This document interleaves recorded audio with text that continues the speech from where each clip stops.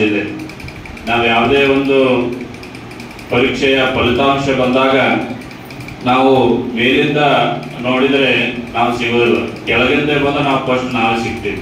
ನಿಮಗೆಲ್ಲ ಗೊತ್ತದ, ಕಳೆದ ಸುಮಾರು ವರ್ಷಗಳಿಂದ ನಾವೆಲ್ಲರೂ ಸಹಿತ ಶಿಕ್ಷಣದೊಳಗೆ ಬಹಳಷ್ಟು ಹಿಂದುಳಿದಿದೆ. ನೀವೆಲ್ಲ ಇತಿಹಾಸವನ್ನು ನೋಡಬೇಕು ಒಂದು ಸಲ. ಯಾದಗಿರಿ ಜಿಲ್ಲೆ ಅಂದ್ರೆ ಒಂದು ಸಮಯದೊಳಗೆ ಶಿಕ್ಷಣಕ್ಕಾಗಿ ಬಹಳಷ್ಟು ಪ್ರಸಿದ್ಧಿಯನ್ನು ಪಡೆದಿರ್ತಕ್ಕಂತಹ ಜಿಲ್ಲೆ. ಈ ಯಾದಗಿರಿ ಜಿಲ್ಲೆಯೊಳಗ ಸ್ವತಂತ್ರ ಸಿಗುವುದಕ್ಕಂತ ಪೂರ್ವದಲ್ಲಿ ಒಂದು ಶಂಕರ ಸಂಸ್ಕೃತ ಕಾಲೇಜ್ ಇತ್ತು. ನೀವೆಲ್ಲ ಸಹಿತ ತಿಳ್ಕೊಳ್ಬೇಕು, ಯಾದಗಿರಿ ಜಿಲ್ಲೆಯ ಇತಿಹಾಸ ಇದು. ಸ್ವತಂತ್ರ ಇನ್ನೂ ಸಿಕ್ಕಿದ್ದಿಲ್ಲ ನಮ್ಗೆ. ಆ ಸಮಯದೊಳಗನೆ ಒಂದು ಹಿಂದುಳಿದ ಜಿಲ್ಲೆ ಅಂತ ನಾವೇನ್ ಅಂತೀವಲ್ಲ, ಇಂತಹ ಜಿಲ್ಲೆಯೊಳಗೆ ಒಂದು ಶಂಕರ ಸಂಸ್ಕೃತ ಕಾಲೇಜನ್ನು ಆ ಸಮಯದೊಳಗ ನಮ್ಮೆಲ್ಲ ಹಿರಿಯರು ನಡೆಸಿದ್ದಾರೆ. ಅಂತಹ ಒಂದು ಜಿಲ್ಲೆಯೊಳಗೆ ಇವತ್ತು ನಾವೆಲ್ಲರೂ ಸಹಿತ ಹಿಂದುಳಿರ್ತಕ್ಕಂತಹ ಪಟ್ಟಿಯನ್ನು ನಾವೆಲ್ಲ ಇವತ್ತು ತಗೊಳ್ತಾ ಇದ್ದೇವೆ. ಹಾಗಾಗಿ ನೀವೆಲ್ಲ ಆಲೋಚನೆ ಮಾಡಬೇಕು, ಪಾಲಕರು ಬಹಳಷ್ಟು ವಿಚಾರ ಮಾಡಬೇಕು. ನೀವೆಲ್ಲ ನೋಡ್ತೇವೆ, ಈ ಶಾಲೆ ಕಳಿಸುವಂತಹ ಮಕ್ಕಳಿಗೆ ನಿಮ್ಮ ಶಾಲೆ ಯಾವಾಗ ರಜೆ ಐತೆ ಅಂತ ಕೇಳ್ತಾರೆ ಮಕ್ಕಳಿಗೆ. ಯಾಕಂತ ಕೇಳಿದ್ರೆ ಇವತ್ತು ಹತ್ತಿ ಬಿಡ್ಸಕ್ ಹೋಗೋಣ 300 ರೂಪಾಯಿ ಕೂಲಿ ಕೊಡ್ತಾರೆ ಅಂತ ಹೇಳ್ತಾರೆ ಮಕ್ಕಳಿಗೆ. ಯಾಕಂದ್ರೆ ಯಾರು ಶಿಕ್ಷಣಕ್ಕಾಗಿ ಪ್ರೋತ್ಸಾಹ ಮಾಡಬೇಕು, ಯಾರು ಶಿಕ್ಷಣಕ್ಕಾಗಿ ಒತ್ತು ಕೊಡಬೇಕು. ಯಾಕಂದ್ರೆ ಶಾಲೆಯಲ್ಲಿ ಮಕ್ಕಳ ಜೊತೆಗೆ ಟೀಚರ್ಸ್ ಕೇವಲ ಒಂದು 7 ರಿಂದ 8 ತಾಸು ಇರ್ತಾರೆ. ನೆರೆಯ ತೆಲಂಗಾಣದೊಳಗೆ ನಾ ಇರುವಂತದ್ದು. ಅಲ್ಲ, ಕೃಷ್ಣ ಆದಿತ್ಯ ಅಂತೇಳಿ ಒಬ್ರು IAS ಆಫೀಸರ್ ನಮ್ಮ ನಾರಾಯಣಪೇಟೆ ಜಿಲ್ಲೆಗೆ ಹೊಸದಾಗಿ DC ಆಗಿ ಅವ್ರು ಬಂದಿದ್ರು, ಕೃಷ್ಣ ಆದಿತ್ಯ ಅಂತೇಳಿ. ಅವರು ಒಂದು ಮಾತನ್ನ ಹೇಳಿದ್ರು. ಈ ಪ್ರಸಂಗದೊಳಗೆ ನೀವೆಲ್ಲ ಹೇಳ್ತೀವಿ, ನಾವು ನಮ್ಮ ಮಠದೊಳಗ ಇದೇ ರೀತಿಯಾಗಿ ಪ್ರತಿಭಾ ಪುರಸ್ಕಾರ ಕಾರ್ಯಕ್ರಮ ಮಾಡುವಂತಹ ಸಂದರ್ಭದಲ್ಲಿ ಎಲ್ಲ ಅಧಿಕಾರಿಗಳನ್ನು, ಸರ್ಕಾರಿ ಅಧಿಕಾರಿಗಳನ್ನು ಆ ಕಾರ್ಯಕ್ರಮದ ಮುಖ್ಯ ಅತಿಥಿಗಳನ್ನಾಗಿ ನಾವು ಮಾಡಿದ್ವಿ.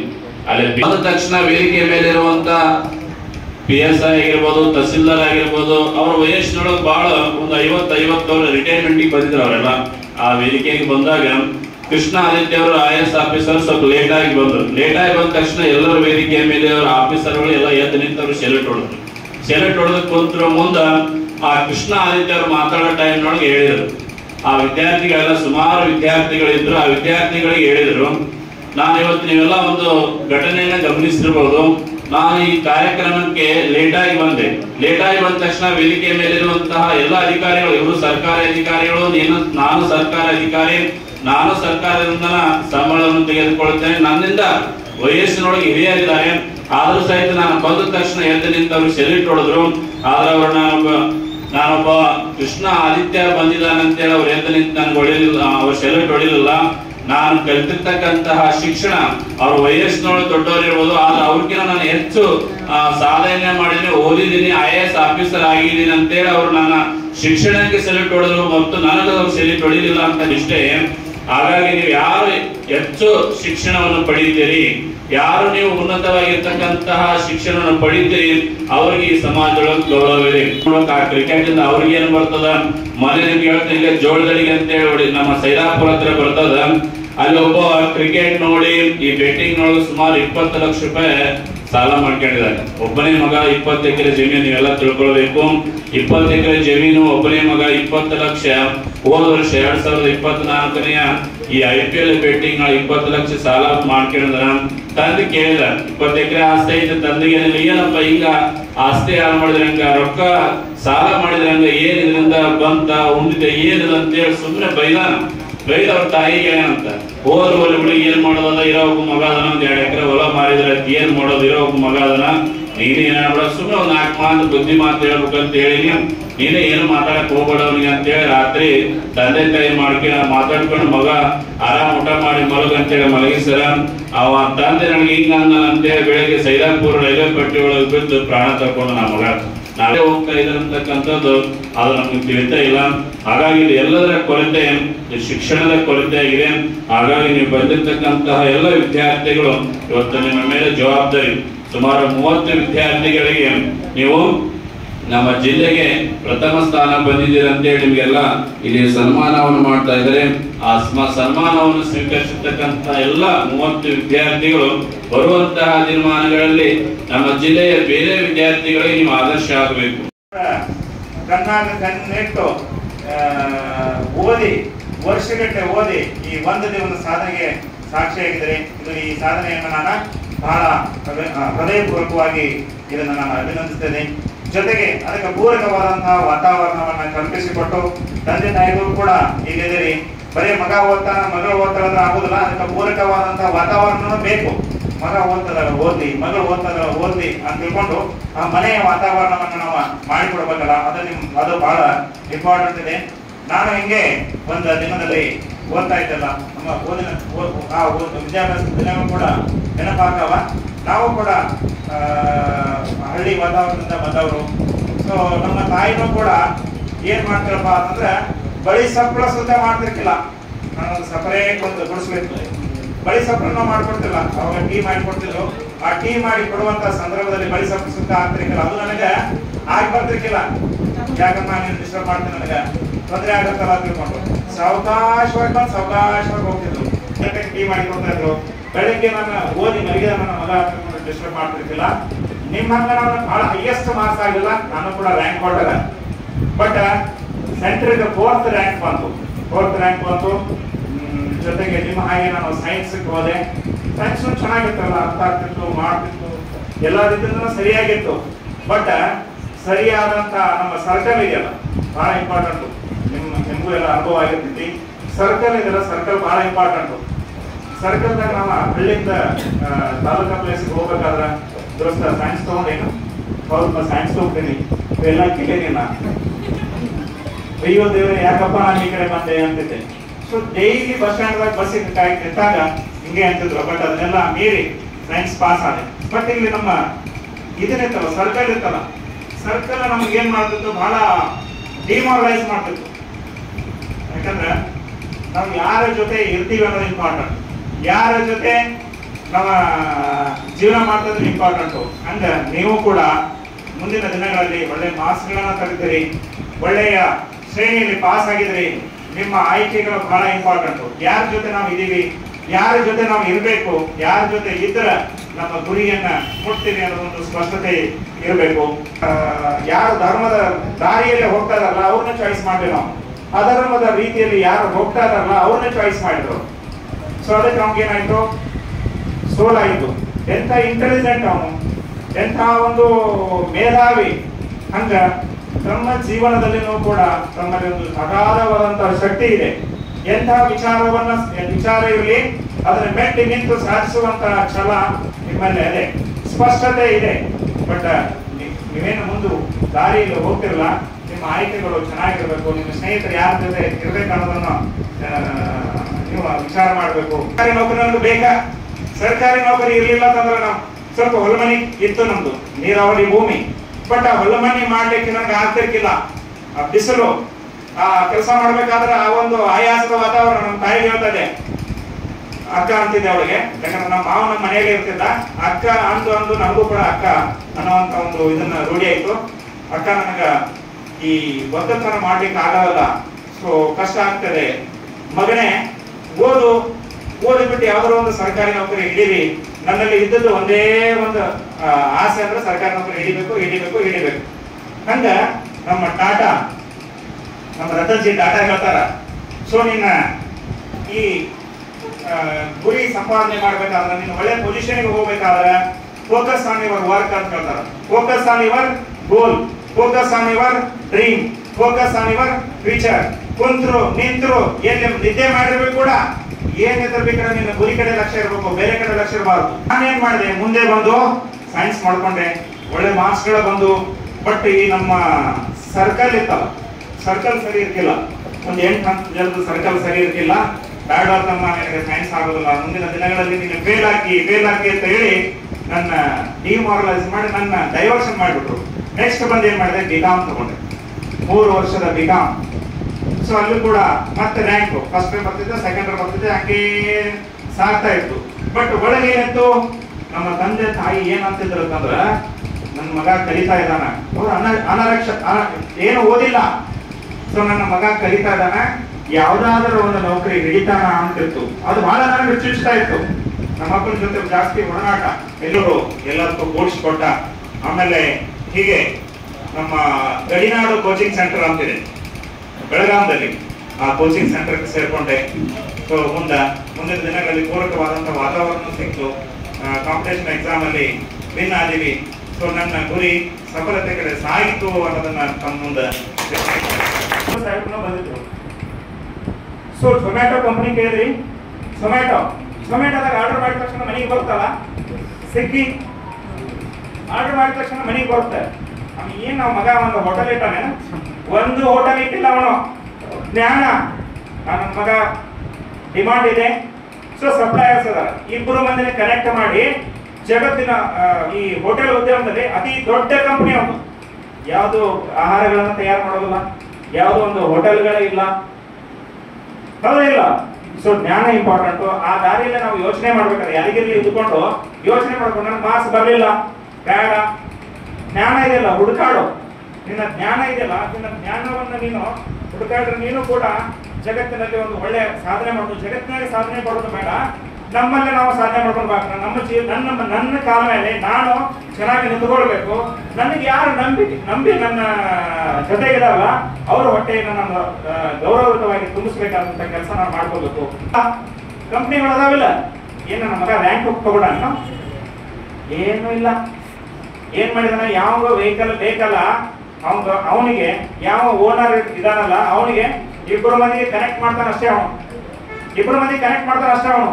ಜಗತ್ತಿನ ಅತ್ಯಂತ ದೊಡ್ಡ ಟ್ರಾನ್ಸ್ಪೋರ್ಟ್ ಕಂಪನಿ ಓಬರ್ ಮತ್ತು ಓಲಾ. ಒಂದು ಅವನ ಕಡೆ ಕಾರ್ ಇಲ್ಲ, ಒಂದು ಅವನ ಕಡೆ ಯಾವುದು ವೆಹಿಕಲ್ಗಳಿಲ್ಲ. ಯಾಕೆ? ಬಿಕಾಸ್ ಆಫ್ ಜ್ಞಾನ. ಹೌದಾ ಇಲ್ಲ? ಹಂಗೆ ನೀವೆಲ್ಲ ಬೆಳಿಬೇಕಾಗಿದೆ. ನಾನು ರ್ಯಾಂಕ್ ತಗೊಂಡ ಅಂತ ಕುದುರೋ ಆಗಿಲ್ಲ. ಸೊ ದಿನನಿತ್ಯ ನಾನು ಏನ್ ಮಾಡ್ಬೇಕು, ನಾನು ಗುರಿ ಮುಟ್ಟಬೇಕು. ನನ್ನ ಏನ್ ಗುರಿ ಅಂದುಕೊಂಡಿರಲ್ಲ ಅದನ್ನ ಮುಟ್ಟಬೇಕಾದ್ರೆ ನಾನು ಏನ್ ಮಾಡ್ಬೇಕು ಅಂತ ಕುಂತೂ ಯೋಚನೆ ಮಾಡಬೇಕು, ನಿಂತೂ ಯೋಚನೆ ಮಾಡಬೇಕು, ಮಲಗಿದ್ರೂ ಯೋಚನೆ ಮಾಡಬೇಕು, 24 hours ಯೋಚನೆ ಮಾಡಬೇಕು. ಕೇರಳದಾಗ ಅತ್ಯಂತ ಒಂದು ಬಡ ಕುಟುಂಬ, ತಂದೆ ಇರೋದಿಲ್ಲ, ತಂದೆ ಇಲ್ಲ, ತಾಯಿ ಮಾತ್ರ ಅದ. ತಾಯಿನೂ ಕೂಡ ಆರೋಗ್ಯ ಸರಿ ಇಲ್ಲ. ಸೊ ಪ್ರತಿನಿತ್ಯ 7ನೇ ಕ್ಲಾಸೋ 6ನೇ ಕ್ಲಾಸೋ ಹುಡುಗ ಇರ್ತಾನೆ. ಆ 7ನೇ 8ನೇ ಕ್ಲಾಸ್ ಅಲ್ಲಿ ಹುಡುಗ ಸೊ ಫಸ್ಟ್ ಪೀರಿಯಡ್ ಗಣಿತ. ಮೇಡಮ್ ಬಹಳ ಸ್ಟ್ರಿಕ್ಟ್ ಅದಾಳ. ಕೇರಳ ಎಜುಕೇಶನ್ ನಮ್ಮ ಇಂಡಿಯಾದಾಗ ಎಜುಕೇಶನ್ ಬಹಳ ಮುಂದಿದೆ. 70-80% ಕೇರಳ ಎಜುಕೇಟೆಡ್ ಅದಾರ. ಯಾಕಪ್ಪ ಅಂತಂದ್ರೆ ಅಲ್ಲಿ ಅವರ ಮನಸ್ಥಿತಿಗಳು ಹೆಂಗಿದಾವಪ್ಪ ಅಂದ್ರೆ ನಾನು ಕಲಿಬೇಕು, ನಾನು ಸಾಧನೆ ಮಾಡಬೇಕು. ನಮ್ಮ ಯಾದಗಿರಿ ಯಾಕೆ ಹಿಂದುಳಿತಂದ್ರೆ ನಮ್ಮಲ್ಲಿ ಮನಸ್ಥಿತಿಗಳು ಸರಿ ಇಲ್ಲ. ದೋಸ್ತ SSLC ಫೇಲ್ ಆಯ್ತು, PUC ಫೇಲ್ ಆಯ್ತು, ಸರಿಯಾದ ಮಾರ್ಕ್ಸ್ ಕೊಡಲಿಲ್ಲ, ಏನ್ ಮಾಡೋಣ? ಏನಿಲ್ಲ, ಆರಾಮಿರೋ ನಮ್ಮ ಮನ್ಯಾಗ ಭೂಮಿ ಇದೆ, ಸೊ ಹೊಟ್ಟೆ ಹೆಂಗಾರ ತುಂಬುತ್ತ, ತಾಯಿ ದುಡಿತಾನ, ತಂದೆ ದುಡಿತಾನ, ಆರಾಮಾಗಿರೋಣ. ಚಿಕ್ಕಮಂಗ್ಳೂರು ಆಮೇಲೆ ಬೆಳಗಾಂ ಆ ಕಡೆ ಹೋಗ್ತೀವಿ. ಯಾಕೆ ನಮ್ಮ ಫಾರೆಸ್ಟ್ ಅನ್ನ ನಾವು ಬೆಳಕೋಬಾರ್ದು?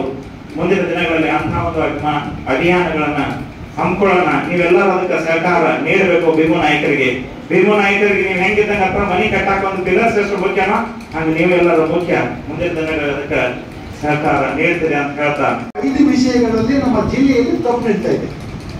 ಏನಂದಾಗ ನಮ್ಮ ಜಿಲ್ಲೆಯಲ್ಲಿರ್ತಕ್ಕಂಥ ಕಾಲೇಜುಗಳು 99, 21 ಸರ್ಕಾರಿ ಪದವಿ ಪೂರ್ವ, 23 ಸರ್ಕಾರಿ ಪದವಿ ಪೂರ್ವ ಕಾಲೇಜುಗಳು, ಆಮೇಲೆ 6 ಅನುದಾನಿತ ಪದವಿ ಪೂರ್ವ ಕಾಲೇಜುಗಳು ಮತ್ತು 44 ಯಾವಂದ್ರೆ ಅನುದಾನ ರಹಿತ ಪದವಿ ಪೂರ್ವ ಕಾಲೇಜುಗಳಿವೆ. ಕೇವಲ 100 ಕಾಲೇಜುಗಳಿವೆ. ಈ 100 ಕಾಲೇಜುಗಳಲ್ಲಿ ಅನುದಾನ ರಹಿತ ಮತ್ತು ಅನುದಾನಿತ ಪದವಿ ಪೂರ್ವ ಕಾಲೇಜುಗಳ ಬಗ್ಗೆ ಯಾವುದೇ ಚಿಂತೆ ಮಾಡುವುದಿಲ್ಲ. ಯಾಕಂದ್ರೆ ಅವರು ಬೆಳಗ್ಗೆ 10 ಗಂಟೆಯಿಂದ ಕಾಲೇಜ್ ಸ್ಟಾರ್ಟ್ ಆದ್ರೆ ಸಾಯಂಕಾಲ 5-6 ಗಂಟೆ ತನಕ ಮಕ್ಕಳನ್ನ ಹಿಡಿದುಕೊಂಡು ಏನ್ ಮಾಡ್ತಾರೆ, ಪಾಠ ಮಾಡ್ತಾರೆ. ಹಾಗಾಗಿ ಅನುದಾನ ರಹಿತ ಮತ್ತು ಅನುದಾನಿತ ಪದವಿ ಪೂರ್ವ ಕಾಲೇಜುಗಳಲ್ಲಿ ಮಕ್ಕಳ ಫಲಿತಾಂಶದ ಬಗ್ಗೆ ಯಾವುದೇ ಸಮಸ್ಯೆ ಇಲ್ಲ, ಯಾವುದೇ ಕಾಳಜಿ ಇಲ್ಲ. ಅಲ್ಲಿರ್ತಕ್ಕಂಥ ಕೆಲಸ ಮಾಡ್ತಕ್ಕಂಥ ಉಪನ್ಯಾಸಗಳ ಬಗ್ಗೆ ಆಗಲಿ ಮತ್ತು ಟ್ರಾನ್ಸ್ಫರ್ ಬಗ್ಗೆ ಆಗಲಿ ಯಾವುದೇ ಚಿಂತೆ ಮಾಡುವುದಿಲ್ಲ. ಮೇನ್ ಚಿಂತೆ ಇರ್ತಕ್ಕಂಥದ್ದು ಎಲ್ಲಂದ್ರೆ ಸರ್ಕಾರಿ ಪದವಿ ಪೂರ್ವ ಕಾಲೇಜುಗಳಿದೆ. ಸರ್ಕಾರಿ ಪದವಿ ಪೂರ್ವ ಕಾಲೇಜುಗಳು 23 ಇವೆ. 23ರಲ್ಲಿ ಮುಖ್ಯವಾಗಿ ಎಲ್ಲರೂ ಕೆಲಸ ಕೈಗೂಡಿಸಿ ಕೆಲಸ ಮಾಡಿದ್ರೆ ಮಾತ್ರ ಏನಂದ್ರೆ ಮಕ್ಕಳಿಗೆ ಪಾಠ ತೆರೆಗೆ ಹತ್ತುತ್ತೆ. ಮಕ್ಕಳು ವಾರ್ಷಿಕ ಪೂರ್ತಿಗೆ ಕೊನೆಯಲ್ಲಿ ಏನು ಕಷ್ಟಪಟ್ಟು ಓದಿ ಏನು ಪರೀಕ್ಷೆ ಬರೆದಾಗ ಮಾತ್ರ ಏನಾಗುತ್ತೆ, ಅತ್ಯುತ್ತಮವಾದ ಪರೀಕ್ಷೆಯ ಫಲಿತಾಂಶ ಕೊಡುತ್ತೆ. ಆದ್ರೆ ನಮ್ಮಲ್ಲಿ ವಾಸ್ತವಿಕವಂತ ಸ್ಥಿತಿ ಏನಿದೆ ಅಂದಾಗ 23 ಕಾಲೇಜುಗಳಲ್ಲಿ 23 ಕಾಯಂ ಟ್ರಾನ್ಸ್ಫರ್ ಇರಬೇಕು. ಕೇವಲ 2 ಮಾತ್ರ ಕಾಯಂ ಟ್ರಾನ್ಸ್ಫರ್ ಇದ್ದಾರೆ. ಉಳಿದ 21 ಕಾಲೇಜುಗಳಲ್ಲಿ ಒಬ್ಬ ಹಿರಿಯ ಉಪನ್ಯಾಸಕರು ಈ ಕಡೆ ಪಾಠ ಮಾಡಬೇಕು, ಈ ಕಡೆ ಟ್ರಾನ್ಸ್ಫರ್ ಕೆಲಸ ಮಾಡಬೇಕಾಗುತ್ತೆ. ಹಾಗಾಗಿ ಆ ಒಂದು ಕಾರಣಕ್ಕಾಗಿ ನಮ್ಮ ಮಕ್ಕಳಿಗೆ ಸರಿಯಾದಂತಹ ಪಾಠ ಮುಟ್ಲಿಕ್ಕೆ ಆಗೋದಿಲ್ಲ. ಒಂದು. ಎರಡನೇದು, ನಮ್ಮ ಜಿಲ್ಲೆಯಲ್ಲಿರ್ತಕ್ಕಂಥ 23 ಪದವಿ ಪೂರ್ವ ಕಾಲೇಜುಗಳಲ್ಲಿ 237 ಸ್ಯಾಂಕ್ಷನ್ ಪೋಸ್ಟ್ ಇವೆ. ಉಪನ್ಯಾಸಕರು 237 ಏನಿವೆ ಸ್ಯಾಂಕ್ಷನ್ ಮುಂಜಾಗ್ರತಾ ಹುದ್ದೆಗಳಿವೆ, ಉಪನ್ಯಾಸ ಹುದ್ದೆಗಳು. ಆದರೆ ಇರ್ತಕ್ಕಂಥದ್ದು ಕೇವಲ 133 ಕಾಯಂ ಉಪನ್ಯಾಸಕರು ನಮ್ಮಲ್ಲಿ ಕೆಲಸ ಮಾಡಿದ್ದಾರೆ. ಉಳಿದ 94 ಉಪನ್ಯಾಸಕರ ಹುದ್ದೆ ಖಾಲಿ ಇವೆ. ಒಬ್ಬ ಪರ್ಮನೆಂಟ್ ಉಪನ್ಯಾಸಕರು ವಾರಕ್ಕೆ 20 ಪೀರಿಯಡ್ ಮಾಡಬೇಕು. ವಾರಕ್ಕೆ 20 ಪೀರಿಯಡ್ ಮಾಡಬೇಕು. ಆದರೆ ಅವರಿಗೆ ಎದುರಾಗಿ ನಾವು ಏನ್ ಮಾಡಿದ್ರೆ ಒಬ್ಬ ಅಂದ್ರೆ ಅತಿಥಿ ಉಪನ್ಯಾಸಕರನ್ನ ನೇಮಕ ಮಾಡ್ತೇವೆ. 94 ಕಾಯಂ ಉಪನ್ಯಾಸಕರ ಎದುರಾಗಿ 128 ಅತಿಥಿ ಉಪನ್ಯಾಸಕರನ್ನ ನಾವು ಸರ್ಕಾರ ಕೊಟ್ಟಿದೆ. ಆದರೆ ಅತಿಥಿ ಉಪನ್ಯಾಸಕರು ಕೇವಲ ವಾರದಲ್ಲಿ 12% ಮಾಡ್ತಾರೆ.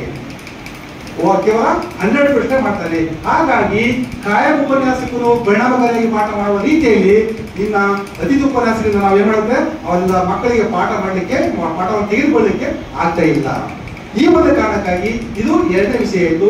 ಆಮೇಲೆ ಮೂರನೇದು ಪಾಲಕರಿಗೆ ಬಿಟ್ಟಿದ್ದ ವಿಷಯ. ಮೂರನೇದು ಏನಂದ್ರೆ ಪಾಲಕರಿಗೆ ಬಿಟ್ಟಂತ ವಿಷಯ. ನಮ್ಮ ಮಕ್ಕಳು ವಿದ್ಯಾರ್ಥಿ ಆಗಿರ್ಬೋದು, ಯಾವ ಕಾಲೇಜಿಗೆ ಪ್ರವೇಶಿಸಿದ್ದಾನೆ, ಅವನ ಕಾಲೇಜ್ ಹೋಗ್ತಾನೋ ಇಲ್ಲೋ, ಕಾಲೇಜ್ ಹೋದ್ಮೇಲೆ ಅವನ ಪಾಠ ಕೇಳ್ತಾನೆ ಇಲ್ಲೋ, ಆಮೇಲೆ ತರಗತಿಯಲ್ಲಿ ಕೂಡ್ತಾನೋ ಅಥವಾ ಯಾವುದೋ ಒಂದು ಪಾರ್ಕ್ ಅಲ್ಲೋ ದುಡ್ಡಿನ ಗಾರ್ಡ್. ಎಷ್ಟೋ ಜನ ಸುಮಾರು ನಮ್ಮ ಜಿಲ್ಲೆಯಲ್ಲಿರ್ತಕ್ಕಂಥ ಸ್ಥಳೀಯಲ್ಲಿರ್ತಕ್ಕಂಥ ಎಷ್ಟೋ ಕಾಲೇಜು ವಿದ್ಯಾರ್ಥಿ ಮತ್ತು ವಿದ್ಯಾರ್ಥಿಗಳು ಲುಂಬಿನಿ ಗಾರ್ಡ್ ಅಂತ ಈ ಕಡೆ ಪಾಠ ನಿಲ್ತಾರೆ, ಈ ಕಡೆ ಲುಂಬಿನಿ ಗಾರ್ಡ್ ಅಂತ ಇರ್ತಾರೆ. ಇಲ್ಲಿ ಪಾಲಕ ಒಂದು ತಪ್ಪು ಇದೆ. ಆ ಒಂದು ಕಾರಣಕ್ಕಾಗಿ ನಮ್ಮದೇ ಏನಾಗ್ತದೆ ಅಂದರೆ ಅಲ್ಲಿ ಮಕ್ಕಳಿಗೆ ಸಮರ್ಪಕವಾದಂತಹ ರೀತಿಯಲ್ಲಿ ಪಾಠವನ್ನ ಮುಟ್ಟಿಸಲಿಕ್ಕೆ ನಮ್ಮಿಂದ ಆಗ್ತಾ ಇಲ್ಲ. ಇನ್ನೊಂದು ನಾಲ್ಕನೇ ತಪ್ಪು ಅಂದಾಗ ನಮ್ಮ SSLC ಯಲ್ಲಿ ಪಾಸ್ ಆಗಿರ್ತಕ್ಕಂಥ ಎಲ್ಲ ಮಕ್ಕಳು ಸುಮಾರು 60% ಮಕ್ಕಳು ಮೂಡುಬಿದಿರೆ, ಉಡುಪಿ, ಮಂಗಳೂರು, ಮೈಸೂರು, ಧಾರವಾಡ ಈ ಕಡೆ ಫಸ್ಟ್ ಕ್ಲಾಸ್ ಬಂದಿರ್ತಕ್ಕಂಥ ಎಲ್ಲಾ ಮಕ್ಕಳು ಎಲ್ಲಿ ಹೋಗ್ತಾರೆ, ಆ ಒಂದು ಭಾಗಕ್ಕೆ ಹೋಗ್ತಾರೆ, ದಕ್ಷಿಣ ಕರ್ನಾಟಕ ಹೋಗ್ತಾರೆ. ನಮ್ಮಲ್ಲಿ ಉಳಿತಕ್ಕಂಥ ಯಾರು ಕೇವಲ ಬಡತನದಲ್ಲಿರ್ತಕ್ಕಂಥ ಮಕ್ಕಳು ಮತ್ತು ಹಳ್ಳಿಯಿಂದ ಬರ್ತಕ್ಕಂಥ ಮಕ್ಕಳು, ಅದು ಆರ್ಟ್ಸ್ ಮಾಡ್ತಕ್ಕಂಥ ಕಲಾ ಮಾಡ್ತಕ್ಕಂಥ ಮಕ್ಕಳು ಮಾತ್ರ ನಮ್ಮಲ್ಲಿ ಉಳಿತಾರೆ. ಆಮೇಲೆ ಅದು ಫಸ್ಟ್ ಪಾಸ್ ಆದಂತಲ್ಲ, ಸೆಕೆಂಡ್ ಥರ್ಡ್ ಎಕ್ಸಾಮ್ ಪಾಸ್ ಆದಂತ ಮಕ್ಕಳು ನಮ್ಮ ಸರ್ಕಾರಿ ಕಾಲೇಜುಗಳಲ್ಲಿ ಪ್ರವೇಶವನ್ನು ಬಿಡ್ತಾರೆ. ನಾನು ಸುಮಾರು 13 ವರ್ಷ ನಾನು ಟ್ರಾನ್ಸ್ಪೋರ್ಟ್ ಆಗಿ ಕೆಲಸ ಮಾಡಿದ್ದೇನೆ. ಇಲ್ಲಿ ಸರ್ಕಾರಿ ಕಾಲೇಜುಗಳಲ್ಲಿ ಅದು ಎಲ್ಲರಿಗೂ ಗೊತ್ತಿದೆ. ಸರ್ಕಾರಿ ಕಾಲೇಜುಗಳು 2 ಸರ್ಕಾರಿ ಗ್ರೌಂಡಲ್ಲಿ 2 ಒಂದು ಬಾಯ್ಸ್ ಮತ್ತು ಒಂದು ಗರ್ಲ್ಸ್ ಇವೆ. ಅಲ್ಲಿಯೂ ಸಹ ಈಗ ಕಂಪೌಂಡ್ ಇದೆ, ಪ್ರಿನ್ಸಿಪಲ್ ಇದ್ದಾರೆ, ಆಮೇಲೆ ಲೆಕ್ಚರ್ ಇದ್ದಾರೆ. ಆದ್ರೆ ಒಂದಿಲ್ಲ 2 ಪೀರಿಯಡ್ ಅಷ್ಟೇ ಮಕ್ಕಳು ಕೂಗ್ತಾರೆ. ನಾವು ಏನೇ ಪ್ರಯತ್ನ ಮಾಡಿದ್ರು ಸಹ ಮಕ್ಕಳು ಏನ್ ಮಾಡ್ತಾರೆ, ಕರೆಕ್ಟ್ ಆಗಿ ನೆಡ್ತಕ್ಕಂಥ 4 ಪೀರಿಯಡ್ ಕೂತು ಸಾಕು. ಒಬ್ಬ ವಿದ್ಯಾರ್ಥಿ ಒಂದು ದಿನಕ್ಕೆ ತೆಗೆದುಕೊಳ್ತಕ್ಕಂಥ 4 ಅವಧಿಯ 4 ವಿಷಯಗಳಿಗೆ ಕರೆಕ್ಟ್ ಆಗಿ ವಿಷಯ ಕೂತ್ರೆ ಮಕ್ಕಳು ಪಾಠ ಕೇಳಿದ್ರೆ ಸಾಕು. ನಾವು ಅವರಿಗಿಂತ ಯಾರಿಗಿಂತಲೂ ಕಮ್ಮಿಲ್ಲ. ಅದಕ್ಕೋಸ್ಕರ ನಮ್ಮಲ್ಲಿ ನಾವು ಭೀಮು ನಾಯಕರಿಗೆ ಒಂದು ಸರ್ಕಾರಕ್ಕೆ ಒತ್ತಾಯ ಮಾಡಕ್ಕೆ ಹೇಳ್ತೇನೆ, ಮೊದಲು ಪರ್ಮನೆಂಟ್ ಟ್ರಾನ್ಸ್ಫರ್ ಅನ್ನ ಮತ್ತು ಪರ್ಮನೆಂಟ್ ಉಪನ್ಯಾಸಕರನ್ನ ಕೊಡಬೇಕು. ಕೊಟ್ಟಿದೆ ಆದ್ರೆ ನಾವಂತಾರೆ ಯಾರಿಗಿಂತಲೂ ಕಡಿಮಿಲ್ಲ. ನೋಡಿ ಅಲ್ಲಿ ಮಂಗಳೂರು, ಉಡುಪಿ, ಮೂಡುಬಿದ್ರೆ, ಆಮೇಲೆ ಮೈಸೂರು, ಬೆಂಗಳೂರು, ಧಾರವಾಡದಲ್ಲಿ ಬರ್ತಕ್ಕಂಥ ಮಕ್ಕಳು ನಮ್ಮ ಯಾದಗಿರಿ ಜಿಲ್ಲೆಯ ಮಕ್ಕಳೇ ಟಾಪ್ ಬರ್ತಕ್ಕಂಥವ್ರು. ಹಾಗಾಗಿ ಅಂತ ಮಕ್ಕಳನ್ನ ನೋಡಿ 90-95% ಅಂಕವನ್ನು ಪಡೆದಂತ ಮಕ್ಕಳಿಗೆ ಮಾತ್ರ ಅವ್ರು ಏನ್ ಮಾಡ್ತಾರೆ, ಅಲ್ಲಿ ಅಡ್ಮಿಷನ್ ಹೋಗ್ತಾರೆ. ಆ ಒಂದು ಕಾರಣಕ್ಕಾಗಿ ಈ ವರ್ಷ ಇನ್ನೊಂದು ದಯವಿಟ್ಟು ಪಾಲಕರಲ್ಲಿ ಹೇಳ್ತಾರೆ, ನಿಮಗೆ ಸುಮ್ಮನೆ ಯಾವುದು ಅನ್ಎಡೆಡ್ ಕಾಲೇಜಿನವರು ಆಮೇಲೆ ಏಡೆಡ್ ಕಾಲೇಜಿನವರು ಅಡ್ಮಿಷನ್ 10th ರಿಸಲ್ಟ್ ಬಂದಿಲ್ಲ, ಈಗ ಆಲ್ರೆಡಿ ಬುಕ್ ಮಾಡ್ಕೊಂಡಿದ್ದಾರೆ. ಆಲ್ರೆಡಿ ಇವಾಗ ಎಷ್ಟೋ ಮಂದಿ ಸೀಟ್ ಸಿಗ್ತದೆ ಅಂತ ನಾವೇ ಸ್ವಲ್ಪ ಅವಸರ ಮಾಡ್ತೇವೆ. ಪಾಲಕರು ಹೇಳ್ತೇವೆ ಆ ಒಂದು ಕಾಲೇಜಲ್ಲಿ ನಮ್ಗೆ ಸೀಟ್ ಸಿಗ್ತದೆ ಗೊತ್ತಿಲ್ಲ, ಅರ್ಜೆಂಟ್ ಆಗಿ ಅವ್ರು ಎಷ್ಟು ಬಿಡಿಸ್ಲಿಕ್ಕೆ ಆರ್ಥಿಕ ಬುಕ್ ಮಾಡಿರ್ತೇವೆ. ಬುಕ್ ಮಾಡಿ ಅಪ್ಲಿಕೇಶನ್ ಫಾರ್ಮ್ ತಗೊಂಡ್ಕೊಂಡು ರೆಡಿ ಮಾಡಿರ್ತೇವೆ. ಆದರೆ ಆ ಕಾಲೇಜಲ್ಲಿ ಏನು ನಡೆದಿದೆ, ಸ್ಟಾಫ್ ಯಾವ ರೀತಿ ಇದೆ ಅಂತಕ್ಕಂಥದ್ದನ್ನು ನಾವು ವಿಚಾರ ಮಾಡಬೇಕು. ಆಮೇಲೆ ಇನ್ನೊಂದಂದ್ರೆ ನಮ್ಮ ಮಗನ ಅಥವಾ ಮಗಳ ಫ್ರೆಂಡು ಆ ಕಾಲೇಜ್ ಮಾಡಿದರೆ ಆಕಿರು ಅಡುಗೆ ಮಾಡಬೇಕು, ಅವನಿಗೂ ಅಲ್ಲೇ ಮಾಡಬೇಕು ಅಂತಕ್ಕಂಥ ಒಂದು ಭಾವನೆ ನಮ್ಮಲ್ಲಿ ಇರ್ತದೆ. ಅದಕ್ಕೋಸ್ಕರ ಇಲ್ಲಿ ನಾವು ಮುಖ್ಯವಾಗಿ ಹೇಳ್ತಕ್ಕಂಥದ್ರೆ ಪಾಲಕರಲ್ಲಿ ಜವಾಬ್ದಾರಿ ಇದೆ, ಮಕ್ಕಳಲ್ಲಿ ಜವಾಬ್ದಾರಿ ಇದೆ. ಆಮೇಲೆ ಮುಖ್ಯವಾಗಿ ನಾವು ಉಪನ್ಯಾಸಗಳನ್ನು ಸಹ ಈ ಹಿಂದೆ ಸುಮಾರು 33 ವರ್ಷ ಈ ಒಂದು ಇದೇ ಒಂದು ಯಾರಿನಲ್ಲಿ ಕೆಲಸ ಮಾಡಿ ಲೆಕ್ಚರ್ ಆಗಿ ಉಪನ್ಯಾಸಕರಾಗಿ ಟ್ರಾನ್ಸ್ಫರ್ ಆಗಿ ಈ ಕಳೆದ 2 ವರ್ಷಗಳಿಂದ ಉಪನಿರ್ದೇಶಕ ಆಗಿ ನಾಳೆ ನಾನು ನಿವೃತ್ತಿ ಹೊಂದ್ತಾ ಇದ್ದೇನೆ. ಈ ವರ್ಷ ಕೊನೆಯ ಸ್ಥಾನ ಯಾಕೆ ಬಂದಿದೆ ಅವರು ಕೇಳಿದ್ರು. ಸುಮಾರು ಪತ್ರಕರ್ತರು, ಟಿವಿದವರು ಎಲ್ಲರೂ ಕೇಳಿದ್ರು. ನಮ್ಮ ಜಿಲ್ಲಾಧಿಕಾರಿಗಳು ಅಫ್ಸೋಸ್ ಆದರು. ಅದಕ್ಕೆ ನಾನು ಒಂದೇ ಹೆಮ್ಮೆ ಹೇಳ್ತೇನೆ ನಾನು. ಯಾಕಂದಾಗ ಈ ಸುಮಾರು 30 ವರ್ಷಗಳಲ್ಲಿ ಒಂದು 20 ವರ್ಷ ತನಕ ಪರೀಕ್ಷೆ ಒಂದು ಕಾರ್ಯವೈಖರಿ ಯಾವ ರೀತಿ ಇತ್ತು, ಈ ಒಂದು 10 ವರ್ಷದ ಹಿಂದ್ಗಡೆ ಯಾವ ರೀತಿ ಇತ್ತು, ಆಮೇಲೆ ಈ ಕೇವಲ 2 ರಿಂದ 3 ವರ್ಷಗಳ ಹಿಂದೆ ಯಾವ ರೀತಿ ಪರೀಕ್ಷೆ ಇತ್ತು, ಪ್ರೆಸೆಂಟ್ ಯಾವ ರೀತಿ ಪರೀಕ್ಷೆಗಳು ನಡೀತೇವೆ ಅನ್ನೋದಕ್ಕೆ ನಾನು ನಮ್ಮ ಜಿಲ್ಲಾಧಿಕಾರಿಗಳಿಗೂ ಮತ್ತು ನಮ್ಮ ಭೀಮ ನಾಯಕ್ ಅವರಿಗೆ ಮತ್ತು ಎಲ್ಲ ಪತ್ರಕರ್ತರಿಗೆ ನಾನು ಈ ಮಾಧ್ಯಮದಲ್ಲಿ ಹೇಳಿದೆ.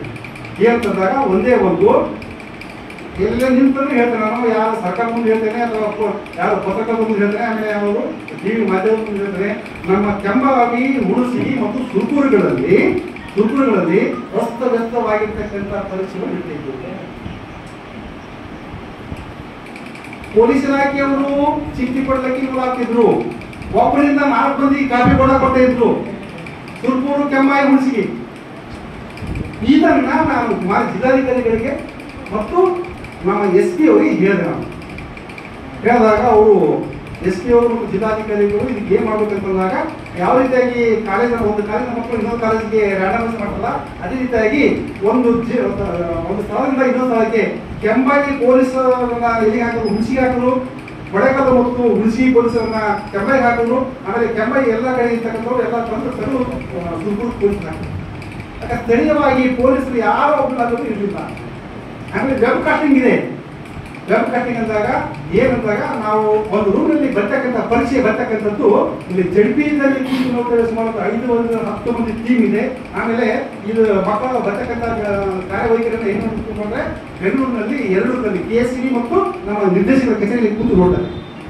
ಆ ಒಂದು ಕಾರಣಕ್ಕಾಗಿ ಯಾರು ಚಿಟ್ಟಿ ಮಾಡುವಂಗಿಲ್ಲ, ಯಾರು ಕಾಪಿ ಮಾಡಿಸೋಂಗಿಲ್ಲ, ಯಾರು ಉಪನ್ಯಾಸಕರಾಗಲಿ ಶಿಕ್ಷಕರಾಗಲಿ ಮಕ್ಕಳಿಗೆ ಉತ್ತರವನ್ನು ಹೇಳುವಂಗಿಲ್ಲ.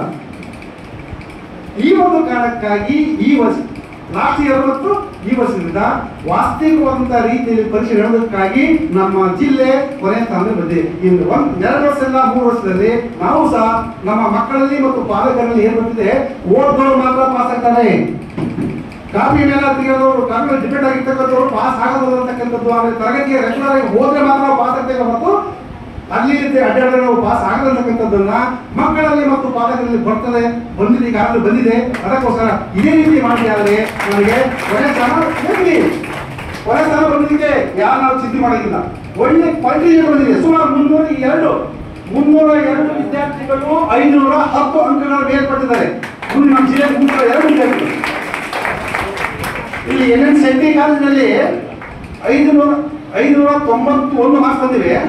591 ಮಾರ್ಕ್ಸ್ ಬಂದಿವೆ. ರೀಕೌಂಟ್ ಹಾಕಿದವರು ಹಾಕಿದಾಗ 590 ಮಾರ್ಕ್ಸ್ ಬಂದು 590 ಸೈನ್ಸ್ ನಲ್ಲಿ 590 ಬಂದು. ಒಂದು ವೇಳೆ ಅವಾಗೆ ವ್ಯಾಲ್ಯೂಯೇಟರ್ಸ್ ನೀಟಾಗಿ ವ್ಯಾಲ್ಯೂಯೇಷನ್ ಮಾಡಿ ಹಾಕಿದ್ದಾದ್ರೆ ಆ NN ಶೆಟ್ಟಿ ಕಾಲೇಜಿನ ಒಬ್ಬ ವಿದ್ಯಾರ್ಥಿ ನಮ್ಮ ರಾಜ್ಯ ಮಟ್ಟದಲ್ಲಿ ಟಾಪ್ 10 ಬರ್ತಿದ್ರು. ಆ ಒಂದು ಕಾರಣಕ್ಕಾಗಿ ನಮ್ಮ ಜಿಲ್ಲೆಯ ಫಲಿತಾಂಶ ಕೊನೆಯ ಬರುವುದಕ್ಕಾಗಿ ಯಾರು ಆತಂಕ ಪಡಬೇಕಾಗಿಲ್ಲ. ನಾವು ಏನ್ ಮಾಡ್ತಾರೆ, ರೂಢಿ ಹಾಕಬೇಕಾಗಿದೆ. ಪ್ರತಿಭಾವಂತ ವಿದ್ಯಾರ್ಥಿಗಳಿಗಿನ ಗುರುತಿಸ್ತದೆ ಅಂತ ಈ ಒಂದು ಚಿಕ್ಕದಾಗಿ ನಡೆಸಿದಂತಹ ಒಂದು ಕಾರ್ಯಕ್ರಮ. ಈ ವೇದಿಕೆ ಮ್ಯಾಗಿದ್ದಂತ ಎಲ್ಲರೂ ಈ ಕಾರ್ಯಕ್ರಮದ ಸಾನ್ನಿಧ್ಯವನ್ನು ವಹಿಸಿದಂತ ಕೊಡಲ ಸ್ವಾಮೀಜಿಗಳ ಪಾದಗಳಿಗೆ ನಮಸ್ಕರಿಸುತ್ತಾ, ಅದೇ ರೀತಿಯಾಗಿ ವಾಣಿಜ್ಯ ವಿಭಾಗ ಮತ್ತು ವಿಜ್ಞಾನ ವಿಭಾಗ ಇವತ್ತು ಏನಪ್ಪಾ ಅಂತಂದ್ರೆ ಯಾದಗಿರಿ ಜಿಲ್ಲೆಯಲ್ಲಿ ಇವತ್ತು ವಿದ್ಯಾರ್ಥಿಗಳಿಗೆ ಕರೆದು ನಾವು ಯಾಕೆ ಸತ್ಕಾರ ಮಾಡಬೇಕಾಗಿತ್ತಪ್ಪ ಅಂತಂದ್ರ ಇವತ್ತು ಯಾವುದೇ ಒಂದು ಸ್ಥಾನದಲ್ಲಿ ತಗೋರಿ ಯಾದಗಿರಿಯಲ್ಲಿ ಶಿಕ್ಷಣವನ್ನು ಬಹಳಷ್ಟು ಹಿಂದುಳಿದಿದೆ ಅಂತ. ಯಾಕಂದ್ರೆ ಬೆಂಗಳೂರಲ್ಲಿ ಚರ್ಚೆ ಆಗ್ತದೆ ಕೊನೆ ಸ್ಥಾನ ಯಾವ್ದಪ್ಪ ಅಂತಂದ್ರೆ ಯಾದಗಿರಿ. ಯಾಕಂತಂದ್ರೆ ಯಾದಗಿರಿಯಲ್ಲಿ ನಾವು ಪ್ರತಿಭಾವಂತ ವಿದ್ಯಾರ್ಥಿಗಳು ಆದ್ರ ಒಬ್ಬ ಜಿಲ್ಲಾ ಮಟ್ಟದಲ್ಲಿ ಒಬ್ಬ ಜಿಲ್ಲೆಯಲ್ಲಿ ಸ್ಥಾನವನ್ನು ತಂದು ಕೊಟ್ಟಿರ್ತಾರೆ ವಿದ್ಯಾರ್ಥಿಗಳಿಗೆ. ಅವ್ರನ್ನ ಗುರುತಿಸಿ ಸನ್ಮಾನಿಸಬೇಕು. ಯಾಕಂತಂದ್ರ ಶಿಕ್ಷಣವನ್ನು ಬರೀ ಹಿಂದುಳಿದಿದೆ ಅಂತ ಆದಾಗ ಅದ್ರ ಮುಂದೆ ತರಬೇಕು. ಯಾವಾಗ ನಮ್ಗ ಯಾಕಂದ್ರ ಇವತ್ತು 30 ಜನ ಈ ವರ್ಷ 2005 ಬರುವಂತ 50 ಜನ ಈ ವರ್ಷ ಜಾಸ್ತಿ ಆಗ್ಬೇಕು. ಯಾಕಂತಂದ್ರ ಶಿಕ್ಷಣಕ್ಕೆ ಆದ್ಯತೆ ಕೊಡಬೇಕಾಗಿದೆ. ನಮ್ಮ ಭಾಗದಲ್ಲಿ ಏನಪ್ಪಾ ಅಂತಂದ್ರ ಸಣ್ಣ ಜಿಲ್ಲೆ ಇದೆ, ಆದ್ರ ಆರ್ಥಿಕ ಮತ್ತು ಶಿಕ್ಷಣ ಮತ್ತು ಇನ್ನೊಂದು ಉದ್ಯೋಗ ಬಹಳಷ್ಟು ಹಿಂದುಳಿದ ಜಿಲ್ಲೆ. ಒಂದು ರೀತಿಯಿಂದ ಹಿಂದುಳಿದ ಜಿಲ್ಲೆ ಅಲ್ಲ, ಎಲ್ಲ ರೀತಿಯಿಂದ ಹಿಂದುಳಿದ ಜಿಲ್ಲೆ. ಯಾವಾಗಾದ್ರೂ ತಗೋರಿ ನೀವು, ಅನುದಾನ ಕೊಡಲಿ ಹಿಂದುಳಿದಿವೆ, ಶಿಕ್ಷಣದಲ್ಲಿ ಹಿಂದುಳಿದಿದೆ, ಆರ್ಥಿಕದಲ್ಲಿ ಹಿಂದುಳಿದಿವೆ, ಉದ್ಯೋಗ ಕೊಡೋದಲ್ಲಿ ಹಿಂದುಳಿದಿದೆ. ಹಾಗಾಗಿ ಇದೆಲ್ಲ ಮುಂದೆ ಬರ್ಬೇಕಾಗಿತ್ತು ಅಂತಂದ್ರ ಪ್ರತಿಭಾವಂತ ವಿದ್ಯಾರ್ಥಿಗಳಿಗೆ ಇವತ್ತೇನಪ್ಪ ಅಂತಂದ್ರ ಪಿ ಯು ಸಿ ಪಾಸ್ ಆಗ್ಬೇಕಂತಂದ್ರ ಅವ್ರು ಡಿಗ್ರಿಗೆ ಹೋಗ್ತಾರ, ಮೆಡಿಕಲ್ ಮಾಡ್ಬೋದು, ಇಂಜಿನಿಯರ್ ಮಾಡ್ಬೋದು. ಯಾಕಂದ್ರ ಬಹಳಷ್ಟು ಅವರಿಗೆ PUC ಮಾಡಿದ್ಮ್ಯಾಗ ಎಜುಕೇಶನ್ ಕಲಿಯಕ್ ಬಹಳ ಮಾರ್ಗಗಳು ಇರ್ತಾವೆ, ದಾರಿಗಳು ಇರ್ತಾವೆ, ಹೋಗ್ತಾರ ಅವ್ರು. ಯಾಕಂದ್ರ ಈ ದೇಶದಲ್ಲಿ ಹೆಣ್ಮಕ್ಳಿಗೆ ಬಹಳ ಗೌರವ ಕೊಡುವಂಥದ್ದು ಯಾವ್ದಾದ್ರು ದೇಶ ಇದ್ರೆ ಅದು ಕನ್ನಡ ನಾಡು. ಇವತ್ತು ಕರ್ನಾಟಕದಲ್ಲಿ ಮಹಿಳೆಯರಿಗೆ ಅತಿ ಗೌರವ ಅಂತ ಈಗ ಮುಂದೆ ತರ್ತೀವಿ ಅಂತ ಅನ್ನೋದು ನಮ್ಮಲ್ಲಿ ಗುರಿ ಇಡಬೇಕು. ಇವತ್ತು ನಾವು PUC ಯಲ್ಲಿ ಫಸ್ಟ್ ಡಿಸ್ಟ್ರಿಕ್ಟ್ ನಲ್ಲಿ ಒಂದು ಸ್ಥಾನ ತಗೊಂಡಿ ಅಂದಾಗ ಇನ್ನು ಬರುವಂತ ಎಜುಕೇಶನ್ ದಲ್ಲಿ ನಾವು ಕೂಡ ಪಾಸ್ ಆಗ್ತೀವಿ, ಮುಂದೆ ಬರ್ತೀವಿ. ನಾವು ಕೂಡ ಯಾವ ರೀತಿಯಾಗಿ ಡಿಸ್ಟ್ರಿಕ್ಟ್ ನಲ್ಲಿ ಪಾಸ್ ಆಗಿದೀವಲ್ಲ ಅಂದಾಗ ಇನ್ನೊಬ್ರು ಬರುವಂತ ಈ ವರ್ಷದಲ್ಲಿ 2006 ಬರೆಯುವಂತವರಿಗೆ ಕೂಡ ಅವ್ರು 30 ಜನ ಪಾಸ್ ಆಗಿದ್ದಾರೆ ಅಂದಾಗ ನಾವೊಂದು 50-60 ಜನ ಪಾಸ್ ಆಗ್ಬೇಕು ಡಿಸ್ಟ್ರಿಕ್ಟ್ ರ್ಯಾಂಕ್ ಅಂದ್ರೆ ಬಹಳ ಜನ, ಬಹಳ ಕೊನೆ ಸ್ಥಾನ. ನನಗೆ ಒಂದು ಕಡೆಗೆ ಇದ್ರ ಒಂದು ಸುರಪುರದಲ್ಲಿ ಒಂದು ಸರ್ಕಾರಿ ಕಾಲೇಜಲ್ಲಿ 0 ಬಂದಿದೆ, PUC ಯಲ್ಲಿ 0 ಅಂದ್ರ ಎಷ್ಟು ನಮ್ಗೆ ತೊಂದರೆ ಆಗ್ತಿದೆ ಅಂತಂದ್ರ ಇವತ್ತು ಅಧಿಕಾರಿಗಳು ಬಹಳಷ್ಟು ಶ್ರಮ ಪಡ್ತಾ ಇದ್ದಾರೆ. ಯಾಕಂದ್ರ ಇವತ್ತು ನಾವು SSLC ನೋಡ್ತಾ ಇದೀವಿ ಎಕ್ಸಾಮ್ ದಲ್ಲಿ ಎಲ್ಲ ಅಧಿಕಾರಿಗಳು DDP ಆಯ್ತು, BO ಆಯ್ತು, ನಮ್ಮ ಊರ ಹೆಸರು, ನಮ್ಮ ಜಿಲ್ಲೆ ಹೆಸರು, ನಮ್ಮ ತಾಲೂಕು ಹೆಸರು ಬೆಳೆಸಂತ ಕಾರಣಕ್ಕೆ ನೀವೆಲ್ಲರೂ ಮುಂದೆ ಆಗ್ಬೇಕು. ನಾವು ಬಹಳ ತೊಂದರೆದಲ್ಲಿ ಇರೋದು. ಯಾಕಂದ್ರ ಶಿಕ್ಷಣ ಇವತ್ತು ನಮ್ಮ ತಂದೆ ತಾಯಿ ನೋಡ್ರಿ, ನೀವು ಟ್ರೈನ್ಗಳಲ್ಲಿ ದಿನನಿತ್ಯ ಗುಳೆ ಹೋಗ್ತಾರೆ, ಟ್ರೈನ್ಗಳು, ಬಸ್ಸುಗಳು. ಒಂದು ಕಡೆಗೆ ಬೆಂಗಳೂರಲ್ಲಿ ಗುಳೆ ಹೋಗ್ತಾರೆ, ಒಂದು ಕಡೆಗೆ ಮಹಾರಾಷ್ಟ್ರ ಕಡೆಗೆ, ಒಂದು ಕಡೆಗೆ ಹೈದರಾಬಾದ್ ಕಡೆಗೆ. ನಾವು ಉದ್ಯೋಗ ಇಲ್ಲೇ ಕಡೆಚುಕ್ಕ ಮತ್ತು ಬಾಡ್ಯಾಳ್ ಎರಡು ಗ್ರಾಮಗಳಲ್ಲಿ ಸುಮಾರು 3300 ಎಕರೆಯಲ್ಲಿ ಕೈಗಾರಿಕೆ ಪ್ರದೇಶ ಮಾಡುತ್ತ ಅಂತ ಹೇಳಿ ಇಲ್ಲಿ ಹೋಗಿ ಕೈಗಾರಿಕೆಗಳಲ್ಲ. ದಿನನಿತ್ಯ ಪತ್ರಿಕೆ ಹೋದ್ರಿ, ದಿನನಿತ್ಯ ವಿಷಪೂರ್ತ ಕಾರ್ಖಾನೆಗಳಲ್ಲಿ ಸ್ಥಾಪನೆ ಮಾಡಿದಾವೆ, ಅವೆಲ್ಲ ದಿನನಿತ್ಯ ಸರಣಿ ಪತ್ರಿಕೆಯಲ್ಲಿ ಬರ್ತಾ ಇದೆ. ಅವರೇನು ಶಾಸಕರು ಮನೆಯಿಂದ ತಂದ ಅನುದಾನ ಹಾಕಲ್ಲ. ನಾವು ದಿನನಿತ್ಯ ಬಳಸುವಂತ ಸಾಮಗ್ರಿಗಳು ಏನ್ ನಾವು ಖರೀದಿ ಮಾಡ್ತೀವಿ ಅದರಿಂದ ಸರ್ಕಾರಕ್ಕೆ ಆದಾಯ ಹೋಗ್ತದೆ, ಆ ಆದಾಯದಿಂದಲೇ ಅಭಿವೃದ್ಧಿ ಆಗ್ತದೆ. ನಾವೆಲ್ಲರೂ ತಿಳ್ಕೋಬೇಕಾಗಿದೆ. ಹಾಗಾಗಿ ನಾವೆಲ್ಲರೂ ಶಿಕ್ಷಣದಿಂದ ವಂಚಿತ ಆಗಂತ ಕೆಲಸ ನಮ್ಮ ಜಿಲ್ಲೆಯಲ್ಲಿ ಆಗ್ಬಾರ್ದು. ಎಲ್ಲ ತಂದೆ ತಾಯಿಗಳಿಗೆ ನಾವು ಓದ್ತೀವಿ, ಮಕ್ಕಳ ಮೇಲೆ ವಿಶ್ವಾಸ ಬರಬೇಕು. ತಂದೆ ತಾಯಿ ಮಕ್ಕಳು ಕೂಡ ಶಾಲೆಗೆ ಹೋಗ್ತಾ ಇರಲಿಲ್ಲ ಅನ್ನೋದು ಜವಾಬ್ದಾರಿ ಇರ್ಬೇಕು. ಮಗ ಕೂಡ ನಮ್ಮಪ್ಪ ಬಹಳ ಕಷ್ಟದಲ್ಲಿ ಒಕ್ಕಲುತನ ಮಾಡಿ, ಕಾರ್ಮಿಕರು ಮಾಡಿ, ಕೂಲಿ ಮಾಡಿ ಓದಿಸಿದರೆ ನಾವು ಕೂಡ ದಾರಿ ತಪ್ಪಬಾರದು. ಒಳ್ಳೆ ಶಿಕ್ಷಣವನ್ನು ಕಲಿಬೇಕು. ಒಳ್ಳೆ ಒಂದು ಶಿಕ್ಷಣ ಕಲಿತು ನಮ್ಮ ಊರ ಹೆಸರು, ನಮ್ಮ ತಾಲೂಕು ಹೆಸರು, ಒಂದು ಜಿಲ್ಲೆ ಹೆಸರು ತರುತ್ತೀವಿ ಎಂಬುದು ಮನುಷ್ಯಗ ಒಂದು ಗುರಿ ಇರ್ಬೇಕು. ನಾವೆಲ್ಲರೂ ಪ್ರಜ್ಞಾವಂತರು. ಯಾಕಂದ್ರೆ 18 ಆಗಿತ್ತು ನಮ್ಗ, ಇವಾಗ PUC ಮುಗಿದ್ಮೇಲೆ 18 ಆಗ್ತಾವ. ನಿಮ್ಗೆ 18 ಆದ್ಮೇಲೆ ನಾವೆಲ್ಲ ಜವಾಬ್ದಾರಿ ಅಂದ್ರೆ ಓಟಿನ ಹಕ್ಕು ಬಂದಾಗ, ಓಟಿನ ಹಕ್ಕು ಬಂದಾಗ ಪ್ರಜಾಪ್ರಭುತ್ವ ನಮಗೂ ಕೂಡ ಒಂದು ಸ್ವತಂತ್ರ ಸಿಕ್ಕಂಗ ಆಗ್ತದೆ. ಹಾಗಾಗಿ ನಾವೆಲ್ಲರೂ ಜವಾಬ್ದಾರಿಯಿಂದ ಕೆಲಸ ಮಾಡಬೇಕಾಗಿದೆ ಈ ದೇಶದಲ್ಲಿ, ಈ ನಾಡಿನಲ್ಲಿ. ಹಾಗಾಗಿ ನಾವೆಲ್ಲರೂ ನಮ್ಮ ಮೇಲೆ ಜವಾಬ್ದಾರಿ ಇದೆ. ನೀವೆಲ್ಲರೂ ಒಳ್ಳೆ ಒಂದು ಎಜುಕೇಶನ್ ಅನ್ನು ಕಲಿತು PUC ಯಲ್ಲಿ ಯಾವ ರೀತಿಯಾಗಿ ರ್ಯಾಂಕಿಂಗ್ ಪಾಸ್ ಆಗಿರಲ್ಲ ಅದೇ ರೀತಿಯಾಗಿ ನೀವು KS ಮಾಡ್ತಿರೋ, IAS ಮಾಡ್ತಿರೋ, ಮತ್ತು ವೈದ್ಯಕೀಯ ಡಾಕ್ಟರ್ ಹೋಗ್ತರೋ, ಇಂಜಿನಿಯರ್ ಹೋಗ್ತರೋ, ಎಲ್ಲ ರೀತಿಯಿಂದ ಸರ್ಕಾರ ಸೌಲಭ್ಯ ಇದೆ. ಆ ಸ್ಥಾನದಲ್ಲಿ ಹೋಗಿ ಈ ಜಿಲ್ಲೆ ಹೆಸರು ತರುವಂತ ಕೆಲಸ ನೀವು ನಿಮ್ಮ ಹತ್ರ ವಿನಂತಿ ಮಾಡ್ತೀನಿ. ಏನು ಯುವಕರು, ವಿದ್ಯಾರ್ಥಿಗಳು, ಅಣ್ಣ ತಮ್ಮಂದ್ರು ಮತ್ತು ಅಕ್ಕ ತಂಗಿಯರಲ್ಲಿ ವಿನಂತಿ ಮಾಡ್ತೀವಿ, ನೀವೆಲ್ಲರೂ ನಮ್ಮ ಜಿಲ್ಲೆ ಹೆಸರನ್ನು ಬೆಳೆಸ್ರಿ. ನೀವು ಆ ಹೆಸರು, ನೀವು ಕೂಡ ಬುದ್ಧಿವಂತರು ಆಗ್ರಿ. ಆಗಿ ಈ ಜಿಲ್ಲೆಯನ್ನು ಎಷ್ಟು ಕಷ್ಟದಲ್ಲಿ ಇದೆ, ಎಷ್ಟು ನಷ್ಟದಲ್ಲಿ ಆಗ್ತಾ ಇದೆ, ನಮ್ಮ ರೈತರು, ನಮ್ಮ ಕಾರ್ಮಿಕರು ದಿನನಿತ್ಯ ಗೂಳೆ ಹೋಗ್ತಿದ್ದಾರಲ್ಲ, ಆ ಗೂಳೆ ಹೋಗೋದನ್ನು ತಪ್ಪಿಸಕ ನಾವು ಒಂದು ಪಣ ತೊಡುವಂತ ಕೆಲಸ, ಇಲ್ಲೇ ಒಂದು ಉದ್ಯೋಗ ಸೃಷ್ಟಿ ಆಗಬೇಕು. ನಾವು ರಕ್ಷಣಾ ವೇದಿಕೆ ಪ್ರಮಾಣ ಸ್ವೀಕಾರ ಮಾಡಿದ್ರೆ ಮುಂದಿನ ಒಂದು ವರ್ಷದಲ್ಲಿ ನಾವು ಅತ್ಯುತ್ತಮ ಒಂದು ರಿಸಲ್ಟ್ ಪಡಿಬಹುದು. ಯಾಕಂದ್ರೆ 1 ತಾಸು ನೀವು ಯಾರಾದ್ರೂ ಲುಂಬಿನ ಗಾರ್ಡನ್ ಬಳಿ ಇದ್ರಿ ಅಂದ್ರೆ ಯಾವ ಮಕ್ಕಳು ಅಲ್ಲಿಗೆ ಕಾಲೇಜ್ ಬರ್ಲಕ್ ಸಾಧ್ಯನೇ ಇಲ್ಲ.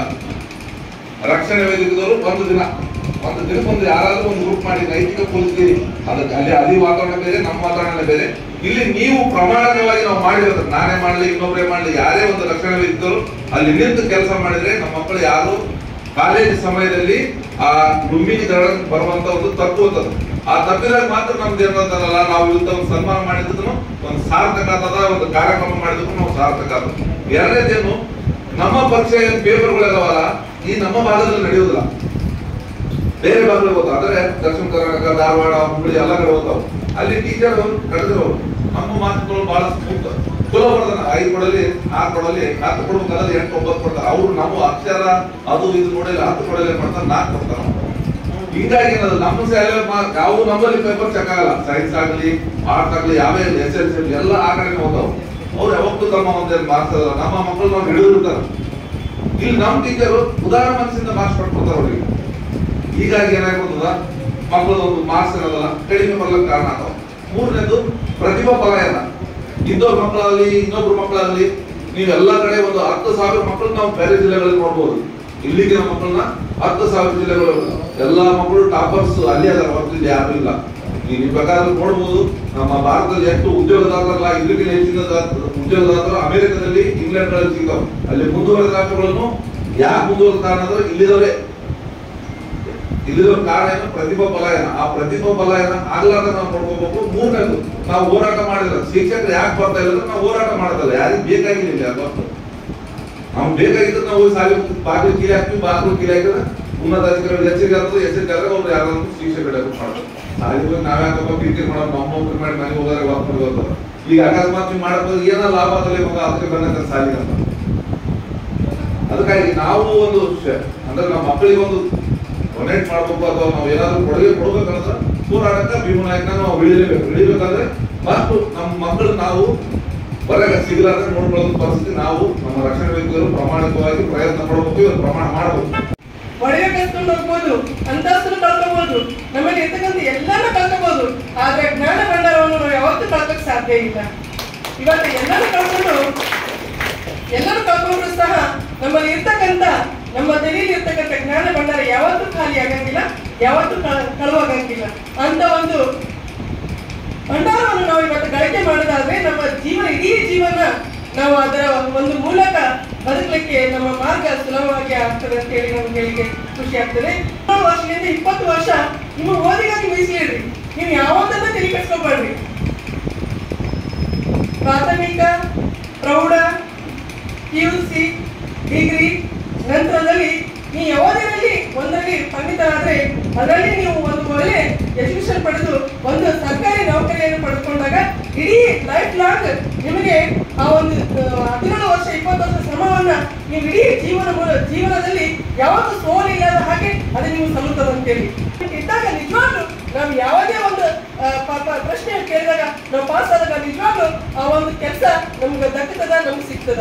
ಆ ಒಂದು ಸ್ಕಿಲ್ ಡೆವಲಪ್ಮೆಂಟ್ ನಾವು ಅಳವಡಿಸ್ಕೊಂಡಾಗ ನಿಜವಾಗ್ಲು ಯಾವುದೇ ಸರ್ಕಾರಿ ನೌಕರಿಯಲ್ಲಿ ಯಾವುದೇ ಆತ್ಮವಿಶ್ವಾಸ ಕಳ್ಕೊಳ್ಳಾದ್ರೆ ಒಂದು ಬಂಡವಾಳಶಾಹಿಯಲ್ಲಿ ಸಹ ನಾವು ಕೆಲಸವನ್ನು ಮಾಡಬಹುದು.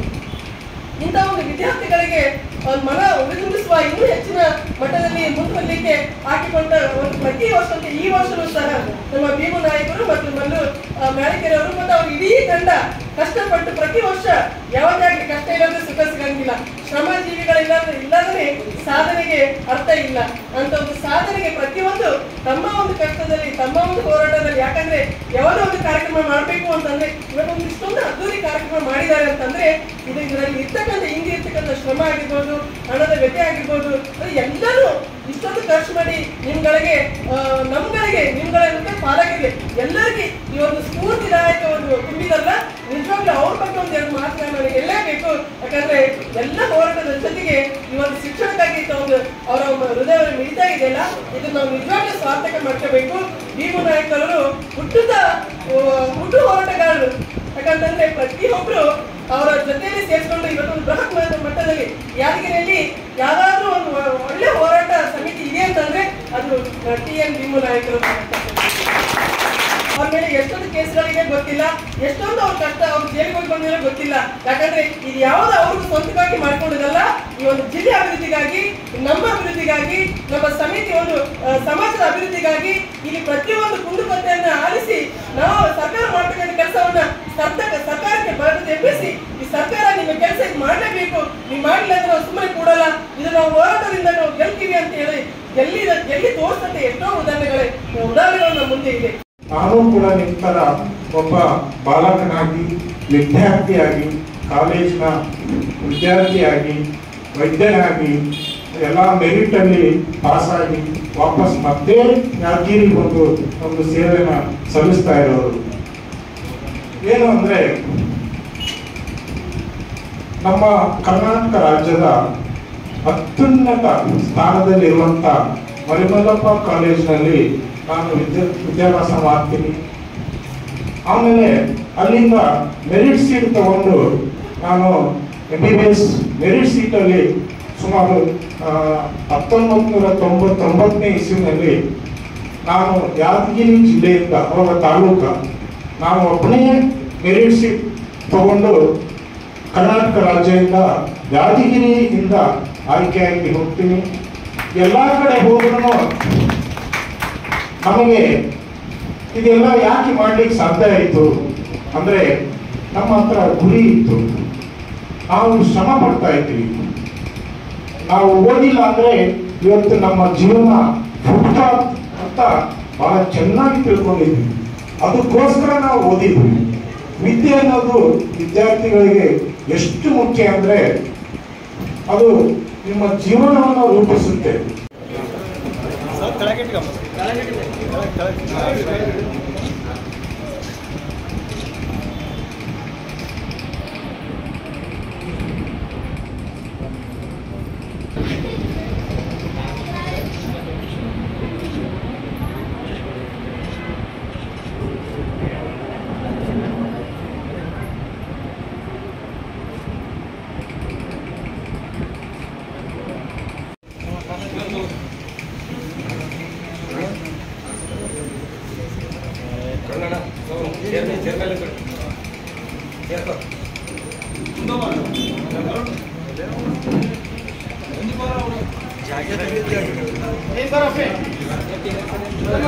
ಮಲ್ಲಪ್ಪ, ಗಂಗಪ್ಪ,